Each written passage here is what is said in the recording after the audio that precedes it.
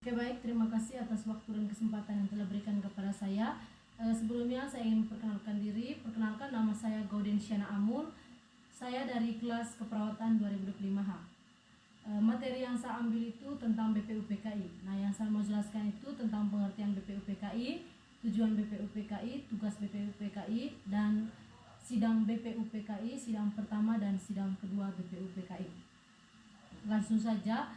Yang pertama itu pengertian BPUPKI. BPUPKI adalah singkatan dari Badan Penyelidikan Usaha-Usaha Persiapan Kemerdekaan Indonesia. Organisasi ini juga dikenal sebagai Dokuristu Jundi Josakai dalam bahasa Jepang.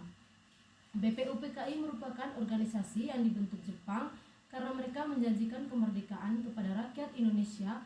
Janji tersebut itu diberikan sebagai usaha untuk mendapatkan simpati rakyat Indonesia. Nah, yang kedua itu tujuan BPUPKI.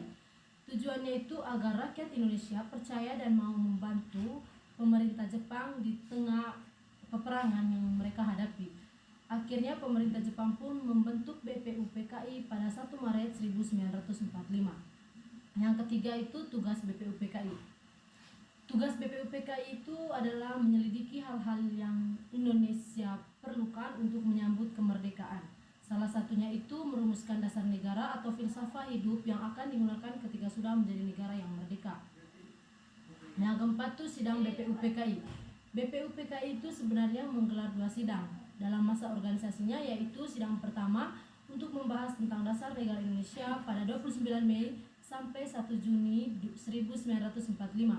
Sementara sidang kedua membahas rancangan Undang-Undang Dasar pada tanggal 10 sampai 17 Juli 1945. Sidang pertama BPUPKI tanggal 29 Mei sampai 1 Juni 1945. Sidang pertama BPUPKI itu membahas mengenai dasar negara Indonesia. Maka dari itu para tokoh yang ada di dalam BPUPKI itu mengusulkan rumusan dasar negara yang memiliki banyak usul yang berbeda-beda dari masing-masing anggota. Pada sidang BPUPKI ini, sejumlah tokoh pun menyampaikan gagasannya mengenai dasar negara seperti Muhammad Yamin, Soepomo sampai Soekarno. Berikut masing-masing gagasan ketiga tokoh. Yang pertama itu Muhammad Yamin mengusulkan sebagai berikut: yang pertama, ketuhanan yang Maha Esa; yang kedua, kebangsaan persatuan Indonesia; yang ketiga, rasa kemanusiaan yang adil dan beradab; yang keempat, kerakyatan yang dipimpin oleh hikmat kebijaksanaan dalam permusyawaratan perwakilan; yang kelima, keadilan sosial bagi seluruh rakyat Indonesia. Yang kedua, Soepomo mengusulkan sebagai berikut: yang pertama, persatuan; yang kedua, kekeluargaan; yang ketiga, keseimbangan lahir dan batin; yang keempat, musyawarah; dan yang kelima, keadilan rakyat. Yang ketiga itu Soekarno mengusulkan sebagai berikut: yang pertama, kebangsaan Indonesia; yang kedua, internasionalisme atau pri kemanusiaan; yang ketiga, mufakat atau demokrasi; dan yang keempat, kesejahteraan sosial; yang kelima, ketuhanan yang berkebudayaan. Dari hasil sidang pertama tersebut, BPUPKI membentuk panitia kecil yang bertugas untuk mengumpulkan usulan para anggota yang akan dibahas pada sidang berikutnya. Panitia kecil beranggotakan Soekarno, Ki Hajar Bagoes Hadikosoemo, Watsit Hasim, Muhammad Yamin, Sutarjo Karto Hadikosoemo, A.A. Maramis, Otto Iskandar Dinata, dan Muhammad Hatta. Yang kedua, sidang BPUPKI tanggal 10 sampai 17 Juli 1945.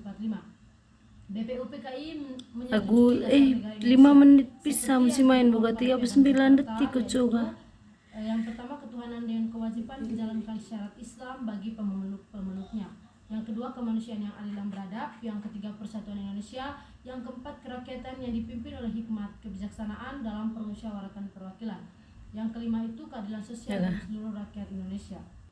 Namun, dasar negara Indonesia yang kini dikenal sebagai Pancasila yang digunakan mengalami perubahan dari keputusan yang tertuang di Piagam Jakarta itu.